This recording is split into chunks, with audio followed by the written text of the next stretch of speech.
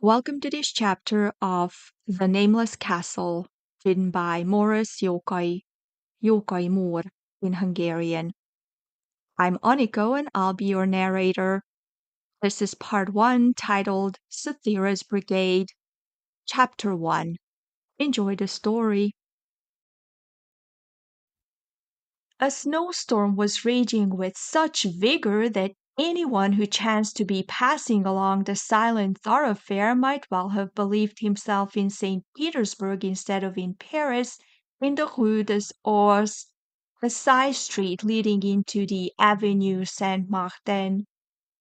The street, never a very busy one, was now almost deserted, as was also the avenue, as it was yet too early for vehicles of various sorts to be returning from the theatre. The street lamps on the corners had not yet been lighted. In front of one of those old-fashioned houses which belonged to a former Paris, a heavy iron ladder swung, creaking in the wind and battling with the darkness, shed flickering rays of light on the child who, with a faded red cotton shawl wrapped about her, was cowering in the deep doorway of the house. From time to time there would emerge from the whirling snowflakes the dark form of a man clad as a laborer. He would walk leisurely toward the doorway in which the shivering child was concealed, but would turn when he came to the circle of light cast on the snowy pavement by the swinging lantern and retrace his steps, thus appearing and disappearing at regular intervals. Surely a singular time and place for a promenade. The clock struck 10, the hour which found every honest dweller within the Quartier Saint-Martin at home. On this evening, however, 2 belated citizens came from somewhere, their hurrying footsteps noiseless in the deep snow, their approach announced only by the lantern carried by one of them, an article without which no respectable citizen at the beginning of the century would have ventured on the street after nightfall.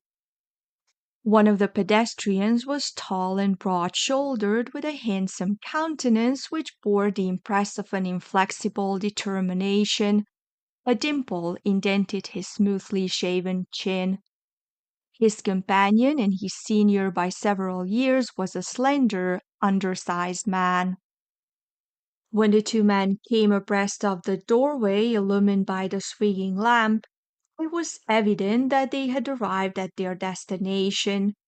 They halted and prepared to enter the house. At this moment the child crouching in the snow began to sob. "See here!" exclaimed the taller of the 2 gentlemen. "Here's a little girl." "Why, so there is!" in turn exclaimed the elder, stooping and letting the light of his lantern fall on the child's face. "What are you doing here, little one?" he asked in a kindly tone. "I want my mamma! I want my mamma!" wailed the child with a fresh burst of sobs. "Who is your mamma?" queried the younger man. "My mamma is the Countess." "And where does she live?" "In the palace." "Naturally. In which avenue is the palace?" "I don't know." "A true child of Paris," in an undertone exclaimed the elder gentleman. "She knows that her mother is a countess and that she lives in a palace, but she has never been told the name of the street in which is her home." "How come you to be here, little countess?" inquired the younger man. "Diana can tell you," was the reply. "And who may Diana be?" "Why, who else but mamma's Diana?" "Allow me to question her," here interposed the elder man. Then to the child, "Diana is the person who helps you put on your clothes, is she not?" "It is just the other way. She took off my clothes. Just see, I have nothing on but this petticoat and this hideous shawl." As she spoke, she flung back the faded shawl and revealed how scantily she was clad. "You poor child!" compassionately ejaculated the young man, and when he saw that her thin morocco slippers were buried in the snow, he lifted her hastily in his arms. "You are half frozen." "But why did Diana leave you half clothed in this manner?" pursued the elder man. "Why did she undress you? Can't you tell us that much?" "Mamma slapped her this morning." "Ah, then Diana is a servant?" "Why, of course! What else could she be?"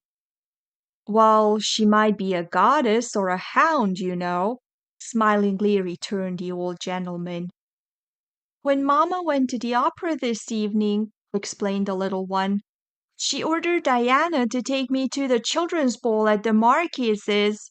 Instead, she brought me to the street, made me get out of the carriage, took off my silk ball gown and all my pretty ornaments, and left me here in this doorway. I'm sure I don't know why, for there isn't any music here." "It is well she left this old shawl with you, else your mamma would not have a little countess to tell the tale tomorrow," observed the elder man. Then, turning to his companion, he added in a lower tone, "What are we to do with her?" "We can't leave her here. That would be inhuman," was the reply in the same cautious tone. "But we can't take her in. It would be a great risk." "What is there to fear from an innocent prattler who cannot even remember her mother's name?" "We might take her to the conciergerie," suggested the elder gentleman. "I think we would better not disturb the police when they are asleep," in a significant tone responded his companion. "That is true, but we can't take the child to our apartments. You know that we—" "I have an idea," suddenly interposed the young man. "This innocent child has been placed in our way by Providence. By aiding her, we may accomplish more easily the task we have undertaken." "I understand," assented the elder. "We can accomplish two good deeds at one and the same time. Allow me to go upstairs first. While you're locking the door, I will arrange matters up there so that you may bring this poor little half-frozen creature directly with you." Then to the child, "Don't be afraid, little countess. Nothing shall harm you. Tomorrow morning, perhaps you will remember your mamma's name, or else she will send someone in search of you." He opened the door and ran hastily up the worn staircase.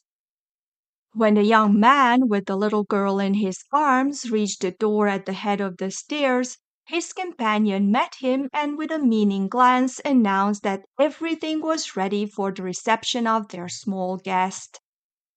They entered the dingy anteroom which led through heavily carved antique sliding doors into a vaulted saloon hung with faded tapestry. Here the child exhibited the first signs of alarm. "Are you going to kill me?" she cried out in terror. The old gentleman laughed merrily and said, "Why, surely you don't take us to be croque-mitaines who devour little children, do you?" "Have you got a little girl of your own?" queried the little one suddenly. "No, my dear," replied the old gentleman, visibly affected by the question. "I have no wife, therefore I cannot have a little girl." "But my mamma has no husband and she's got me," prattled the child. "That is different, my dear. But if I have not got a little girl, I know very well what to do for one." As he spoke, he drew off the child's wet slippers and stockings, rubbed her feet with a flannel cloth, then laid her on the bed which stood in the alcove. "My, how warm this bed is!" cried the child. "Just as if someone had been sleeping here." The old man's face betrayed some confusion as he responded, "Might I not have warmed it with a warming pan?" But where did you get hot coals? Well, well, what an inquisitive little creature it is, muttered the old man. Then aloud, My dear, don't you say your prayers before going to sleep? No, indeed. Mamma says we shall have plenty of time for that when we grow old. An enlightened woman, truly. Well, I dare say, my little maid, your convictions will not prevent you from drinking a cup of egg punch and partaking of a bit of pasty or a small biscuit. At mention of these dainties, the child's countenance brightened, and while she was eating the lunch with evident relish, the younger man rummaged from somewhere a large, beautifully dressed doll. All thought of fear now vanished from the small guest's mind. She clasped the toy in her arms, and having finished her repast, began to sing a lullaby to which she very soon fell asleep herself. She is sleeping soundly, whispered the elder man, softly drawing together the faded damask bed curtains and walking on tiptoe back to the fireplace where his companion had fanned the fire into a fresh blaze. It is high time, was the low and rather impatient response. We can't stop here much longer. Do you know what has happened to the Duke? Yes, I know. He has been sentenced to death. Tomorrow he will be executed. What have you discovered? A fox on the trail of a lion, harshly replied the young man. He who aroused so many hopes is, after all, nothing more than an impostor, Leon Maria Ervagald, the son of a tailor at St. Louis. The true Dauphin, the son of Louis XVI, really died a natural death after he had served a 3 years' apprenticeship as shoemaker under Master Simho, and in order that a later generation might not be able to secure his ashes, he was buried in quicklime in the chapel of Saint Marguerite. They were not so scrupulous concerning Monsieur, observed the old man, restlessly pacing the floor. I received a letter from my agent today. He writes that Monsieur was secretly shot at Dillingen. What? He too? Then hush, cautiously interposed the elder man. That child might not be asleep. And if she were awake, what could she understand? True, but we must be cautious. He ceased his restless promenade and came close to the younger man's side. Everything is at an end here, he added in a lower tone. We must remove our treasure to a more secure hiding place, this very night indeed, if it be possible. It is possible, assented his companion. The plan of flight was arranged 2 days ago.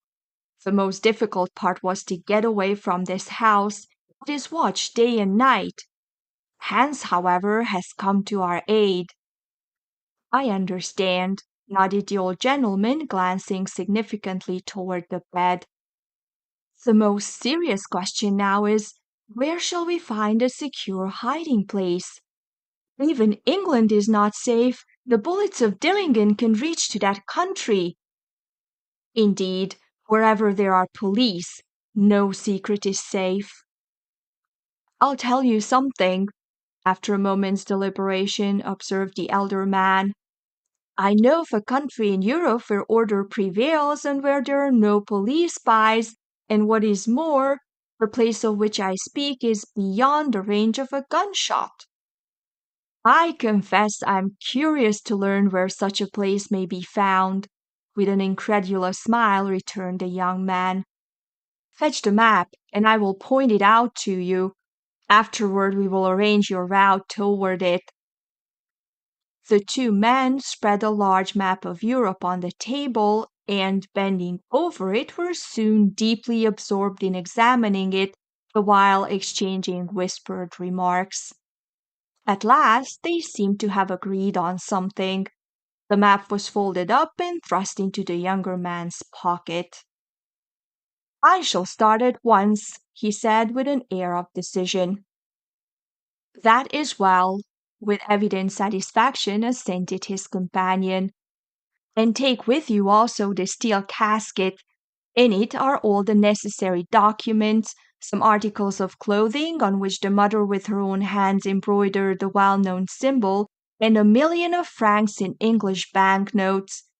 These, however, you will not use unless compelled to do so by extreme necessity. You will receive annually a sufficient sum from a certain banking house which will supply all your wants. Have our two trusty friends been apprised? Yes, they await me hourly. So, soon as you are beyond the French boundary, you may communicate with me in the way we have agreed upon. Until I hear from you, I shall be in a terror of anxiety.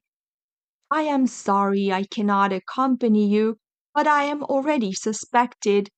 You are, as yet, free from suspicion, are not yet registered in the Black Book. You may trust my skill to evade pursuit, said the young man, producing from a secret cupboard a casket richly ornamented with gold.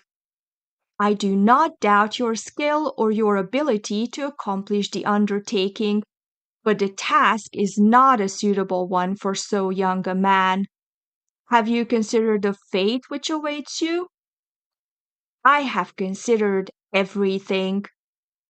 You will be buried, and what is worse, you will be the keeper of your own prison. I shall be a severe jailer, I promise you, with a grim smile responded the young man. Jester, you forget your 26 years, and who can tell how long you may be buried alive? Have no fear for me. I do not dread the task. Those in power now will one day be overthrown.